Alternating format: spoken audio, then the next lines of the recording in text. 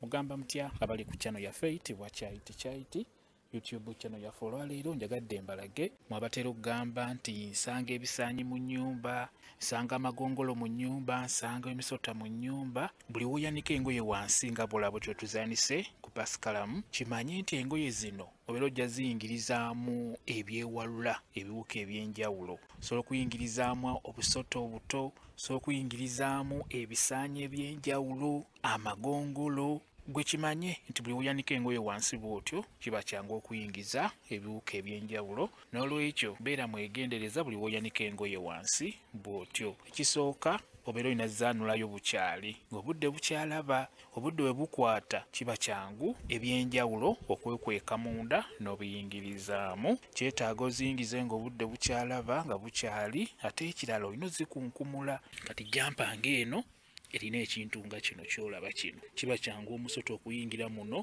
oba mu nsawo n'ogutwalira mu jampa ng'eno paka mu nnyumba. N'olwekyo beera mwegendereza bw'oyanika engoye wansi ku ttaka pasikalamu nga bw'olaba, kikulu nnyo zaanulayo bukyali. Ekirala beera ng'ozikunkumula. Era abantu abasinga tebaagala kwanika ngoye wansi, babeera beewala ebyo. Mukitegeera ebisaanyi, naddala ebisaanyi kiba kyangu nnyo biyingiza mu nnyumba ng'obiyingiriza mu ngoye ng'ozaanise wansi bwe zityo. Kyenjagadde okubeera nga mbabuulira. Mwebale kubeera ku channel yaffe eyitibwa Kyaiti YouTube channel yaffe. Kyembasaba mugende mu maaso n'ogyegattako mubeere bulungi. Mweraba.